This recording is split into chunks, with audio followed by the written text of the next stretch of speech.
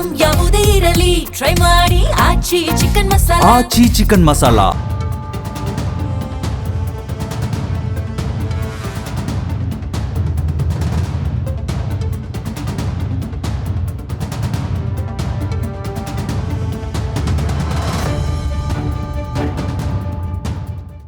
ಸ್ವಾತಂತ್ರ್ಯೋತ್ತರ ಭಾರತದ ನವನಿರ್ಮಾಣಕ್ಕೆ ಅಂಬೇಡ್ಕರ್ ಕೊಡುಗೆ ಅಗಾಧ. ಸಂವಿಧಾನ ಶಿಲ್ಪಿ ಡಾಕ್ಟರ್ BR ಅಂಬೇಡ್ಕರ್ ಎಂಬ ಬಣ್ಣನೆಯ ಹೊರತಾಗಿ ಅಂಬೇಡ್ಕರ್ ಹಾಗೂ ಅವರ ವಿಚಾರಗಳ ಬಗ್ಗೆ ತಿಳಿಯಬೇಕಾದ್ದು ಅಪಾರ. ಬ್ರಿಟಿಷ್ ಕಾಲದಲ್ಲಿ ಆರಂಭಗೊಂಡ ಭಾರತೀಯ ರಿಸರ್ವ್ ಬ್ಯಾಂಕ್ ಜೊತೆಗೆ ಡಾಕ್ಟರ್ BR ಅಂಬೇಡ್ಕರ್ ಅವರಿಗೆ ಇರುವ ಸಂಬಂಧದ ಕುರಿತು ಹೆಚ್ಚು ಮಾಹಿತಿಯಿಲ್ಲ. ಅರ್ಥಶಾಸ್ತ್ರ ಅವರ ನೆಚ್ಚಿನ ವಿಷಯವಾಗಿತ್ತು. ಡಾಕ್ಟರ್ BR ಅಂಬೇಡ್ಕರ್ ವಿಶ್ವದ ಅತ್ಯುತ್ತಮ ವಿಶ್ವವಿದ್ಯಾಲಯಗಳಲ್ಲಿ ಈ ಕ್ಷೇತ್ರದಲ್ಲಿ ಸಂಶೋಧನೆ ನಡೆಸಿದರು. ಆದರೆ ಅರ್ಥಶಾಸ್ತ್ರ ಕ್ಷೇತ್ರದಲ್ಲಿನ ಅವರ ಸಾಧನೆಗಳನ್ನು ಕಡೆಗಣಿಸಿರುವುದು ವಿಷಾದನೀಯ. ನೊಬೆಲ್ ಪ್ರಶಸ್ತಿ ವಿಜೇತ ಅರ್ಥಶಾಸ್ತ್ರಜ್ಞ ಅಮರ್ತ್ಯ ಸೇನ್ ಅವರು ಅಂಬೇಡ್ಕರ್ ಅವರನ್ನ ನನ್ನ ಅರ್ಥಶಾಸ್ತ್ರದ ಪಿತಾಮಹ ಅಂತ ಕರೆದಿರೋದು ಶ್ಲಾಘನೀಯ.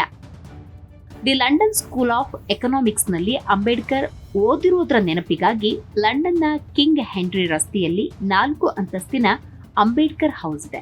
ಈ ಕಟ್ಟಡ ನೆಲಮಾಳಿಗೆ, ಸಭಾಂಗಣ, ಅಧ್ಯಯನ ಕೊಠಡಿ, ಹಿಂಭಾಗದಲ್ಲಿ ಉದ್ಯಾನ, ವಾಚನಾಲಯ ಹೊಂದಿದೆ. ಕಂಚಿನ ಅಂಬೇಡ್ಕರ್ ಪ್ರತಿಮೆ ಮತ್ತು ಹೂದೋಟಗಳಿಂದ ಕೂಡಿದೆ. ಜೊತೆಗೆ ಬಾಬಾ ಸಾಹೇಬರ ಭಾವಚಿತ್ರಗಳು, ಅವರ ಜೀವನದ ವಿವಿಧ ಘಟನೆಗಳ ಚಿತ್ರಗಳನ್ನು ಹಾಕಲಾಗಿದೆ. 1935ರ ಏಪ್ರಿಲ್ 1ರಂದು ಆರಂಭಗೊಂಡ RBIಗೆ ಅಂಬೇಡ್ಕರ್ ಅವರ ಆರ್ಥಿಕ ಪರಿಕಲ್ಪನೆಯೇ ಅಡಿಪಾಯ. ಭಾರತಕ್ಕೆ ಸ್ವಾತಂತ್ರ್ಯ ಬರುವ 12 ವರ್ಷಗಳ ಹಿಂದೆಯೇ ಅಂಬೇಡ್ಕರ್ ಅವರ ದೃಷ್ಟಿಕೋನವನ್ನು ಆಧರಿಸಿ RBIಯನ್ನ ಬ್ರಿಟಿಷ್ ರಾಜ್ ಸ್ಥಾಪಿಸಿತು. ಭಾರತದಲ್ಲಿ ರಿಸರ್ವ್ ಬ್ಯಾಂಕ್ ಸ್ಥಾಪನೆಯ ನೀಲನಕ್ಷೆಯನ್ನ ಸಿದ್ಧಪಡಿಸಿದರು. ಅಂಬೇಡ್ಕರ್ ಅವರ ಪ್ರಭಾವಶಾಲಿ ಪುಸ್ತಕ the problem of the rupee, it's origin and it's solution Hilton Young commission ಅನ್ನ ಬಲವಾಗಿ ಪ್ರಭಾವಿಸಿತು. 1926ರಲ್ಲಿ ಕಮಿಷನ್ಗೆ ಅವರು ಮಂಡಿಸಿದ ಮಾರ್ಗಸೂಚಿಗಳು, ಕಾರ್ಯಶೈಲಿ, ದೃಷ್ಟಿಕೋನದ ಪ್ರಕಾರ ಭಾರತೀಯ ರಿಸರ್ವ್ ಬ್ಯಾಂಕ್ ಅನ್ನು ರೂಪಿಸಲಾಗಿದೆ. ಹೀಗಾಗಿ ಅಂಬೇಡ್ಕರ್ ಅವರ ಆರ್ಥಿಕ ವಿಚಾರಗಳನ್ನು ಆಧರಿಸಿಯೇ RBI ರೂಪಿತಗೊಂಡಿದೆ ಅನ್ನೋದು ಅತಿಶಯೋಕ್ತಿಯೇನಲ್ಲ. ಆರಂಭದಲ್ಲಿ ರಿಸರ್ವ್ ಬ್ಯಾಂಕ್ ಆಫ್ ಇಂಡಿಯಾ ತನ್ನ ಕೇಂದ್ರ ಕಚೇರಿಯನ್ನ ಕೋಲ್ಕತ್ತಾದಲ್ಲಿ ಹೊಂದಿತ್ತು. ನಂತರ 1937ರಲ್ಲಿ ಮುಂಬೈಗೆ ಸ್ಥಳಾಂತರವಾಯಿತು. 1949ರಲ್ಲಿ ಸಾರ್ವಜನಿಕ ವಲಯದ ಘಟಕವಾಗುವ ಮೊದಲು ಖಾಸಗಿ ವಲಯದಲ್ಲಿತ್ತು. 1923ರಲ್ಲಿ ಭಾರತಕ್ಕೆ ಮರಳಿದ ನಂತರ ಡಾಕ್ಟರ್ BR ಅಂಬೇಡ್ಕರ್ ಅವರ ಸಾಮಾಜಿಕ ಮತ್ತು ರಾಜಕೀಯ ಕೆಲಸಗಳಿಂದಾಗಿ ಅರ್ಥಶಾಸ್ತ್ರಕ್ಕೆ ಅವರ ಕೊಡುಗೆಯನ್ನ ಕಡೆಗಣಿಸಲಾಗುತ್ತೆ. ಆದರೆ ಅವರ ಆರ್ಥಿಕ ಉನ್ನತಿ, ಸಾಮಾಜಿಕ ನ್ಯಾಯ, ರಾಜಕೀಯ ಭಾಗವಹಿಸುವಿಕೆಯ ನಡುವಿನ ಸಂಬಂಧದ ಬಗ್ಗೆ ನಂಬಿಕೆ ಇಂದಿಗೂ ಪ್ರಸ್ತುತ. ಕೃಷಿ, ಕೈಗಾರಿಕಾ ಸಮತೋಲನ, ರಾಜ್ಯ ಮಾಲೀಕತ್ವ, ಬಡತನ ನಿರ್ಮೂಲನೆ, ಕನಿಷ್ಠ ವೇತನ, 8 ಗಂಟೆ ಕೆಲಸದ ಸಮಯ ಮುಂತಾದವುಗಳನ್ನು ಪ್ರತಿಪಾದಿಸಿದ್ರು. ಇವುಗಳು ಪ್ರಸ್ತುತ ಲೇಬರ್ ಕೋಡ್ಗಳಲ್ಲಿ ಪ್ರತಿಫಲಿತವಾಗಿದೆ. ಆರ್ಥಿಕ ಸಮಸ್ಯೆಗಳ ಬಗ್ಗೆ ಡಾಕ್ಟರ್ BR ಅಂಬೇಡ್ಕರ್ ಅವರ ವಿಧಾನ ಪ್ರಾಯೋಗಿಕವಾಗಿತ್ತು. ಭಾರತ ಹಿಂದುಳಿಯಲು ಭೂ ವ್ಯವಸ್ಥೆಯಲ್ಲಿನ ಅಸಮಾನ ಹಂಚಿಕೆ, ಸುಧಾರಣೆಗಳ ವಿಳಂಬ ಕಾರಣ ಅಂತ ಹೇಳಿದ್ರು. ಆರ್ಥಿಕ ದಕ್ಷತೆ, ಉತ್ಪಾದಕತೆಯನ್ನು ಹೆಚ್ಚಿಸಲು ಪ್ರಜಾಪ್ರಭುತ್ವ ಸಮಾಜವಾದವು ಪರಿಹಾರವಾಗಿದೆ ಅನ್ನೋದನ್ನ ಪ್ರತಿಪಾದಿಸಿದ್ರು. ಆರ್ಥಿಕ ಮತ್ತು ಸಾಮಾಜಿಕ ಅಸಮಾನತೆಯನ್ನು ಸೃಷ್ಟಿಸಿದ ಬಂಡವಾಳಶಾಹಿ ವ್ಯವಸ್ಥೆಯನ್ನ ನಿರ್ಮೂಲನೆ ಮಾಡಬೇಕೆಂದು ಡಾಕ್ಟರ್ BR ಅಂಬೇಡ್ಕರ್ ಬಲವಾಗಿ ಪ್ರತಿಪಾದಿಸಿದ್ರು. ಅವರ ಪ್ರಬಂಧವು ಈ ಕಾಲದ ಅತ್ಯಂತ ನಿರ್ಣಾಯಕ ಆರ್ಥಿಕ ಸಮಸ್ಯೆಯಾಗಿದ್ದ ರೂಪಾಯಿಯ ಅಪಮೌಲ್ಯೀಕರಣ ಕುರಿತದ್ದಾಗಿತ್ತು.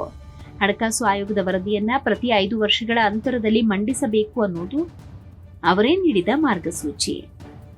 ಬಾಬಾ ಸಾಹೇಬರು ದೊಡ್ಡ ಕೈಗಾರಿಕೆಗಳ ಸ್ಥಾಪನೆಯನ್ನ ಪ್ರತಿಪಾದಿಸಿದ್ರು. ಜೊತೆಗೆ ಕೃಷಿ ಸಮಾಜದ ಬೆನ್ನೆಲುಬು ಅಂತ ಗುರುತಿಸಿದ್ರು. ಕೃಷಿ ಕ್ಷೇತ್ರದ ಮರುಸಂಘಟನೆ, ಕೃಷಿ ಭೂಮಿಯ ರಾಷ್ಟ್ರೀಕರಣಕ್ಕಾಗಿ ಕ್ರಾಂತಿಕಾರಿ ಕ್ರಮಗಳನ್ನು ಪ್ರತಿಪಾದಿಸಿದ್ರು. ಇನ್ನು ಬಡತನ, ನಿರುದ್ಯೋಗ, ಹಣದುಬ್ಬರ, ಹಿಂದುಳಿದಿರುವಿಕೆ, ಅಸಮಾನತೆ, ವಿದೇಶಿ ಕರೆನ್ಸಿಗೆ ಸಂಬಂಧಪಟ್ಟಂತೆ ಭಾರತೀಯ ರೂಪಾಯಿ ಅಪಮೌಲ್ಯದಂತಹ ರಾಷ್ಟ್ರವನ್ನ ಬಾಧಿಸ್ತಾ ಇರುವ ಸಮಸ್ಯೆಗಳಿಗೆ ಸಂಭಾವ್ಯ ಪರಿಹಾರಗಳನ್ನು ಒದಗಿಸುವುದರಿಂದ ಡಾಕ್ಟರ್ BR ಅಂಬೇಡ್ಕರ್ ಅವರ ಸಂಶೋಧನೆ ಇಂದಿಗೂ ಪ್ರಸ್ತುತ ಸಂದರ್ಭದಲ್ಲಿ ಅಂಬೇಡ್ಕರ್ ಅವರ ಕೊಡುಗೆಗಳು ಇನ್ನಷ್ಟು ಪ್ರಸ್ತುತವಾಗಿದೆ. RBI ತನ್ನ 90 ವರ್ಷಗಳ ಇತಿಹಾಸದಲ್ಲಿ ಹಣದುಬ್ಬರ ನಿಯಂತ್ರಣ ನೀತಿಯನ್ನ ಅನುಸರಿಸ್ತಾ ಇದೆ. ಇದು ಅಂಬೇಡ್ಕರ್ ಅವರ ರೂಪಾಯಿ ಸ್ಥಿರತೆ ಮತ್ತು ಕರೆನ್ಸಿ ನಿರ್ವಹಣೆಯ ಚಿಂತನೆಗೆ ನೇರ ಸಂಬಂಧ ಹೊಂದಿದೆ. ಡಿಜಿಟಲ್ ಭಾರತದಲ್ಲಿ UPI, ಡಿಜಿಟಲ್ ರೂಪಾಯಿ, ಆರ್ಥಿಕ ಸೇರ್ಪಡೆ ಯೋಜನೆಗಳು, ಅವರ ಸ್ಥಿರ ಹಣಕಾಸು ವ್ಯವಸ್ಥೆಯ ಆಧುನಿಕ ರೂಪಗಳಾಗಿದೆ. ಆರ್ಬಿಐ ಡಾಕ್ಟರ್ ಬಿಆರ್ ಅಂಬೇಡ್ಕರ್ ಅವರ ಕೊಡುಗೆ ಗುರುತಿಸಿ ಅವರ 125ನೇ ಜಯಂತಿ ಸಂದರ್ಭದಲ್ಲಿ ಸ್ಮರಣಾರ್ಥವಾಗಿ 10 ನಾಣ್ಯಗಳನ್ನು ಬಿಡುಗಡೆ ಮಾಡಿತು. ಇದು ಅವರ ಆರ್ಥಿಕ ದರ್ಶನಕ್ಕೆ ಸಲ್ಲಿಸುವಂತಹ ಗೌರವವಾಗಿದೆ.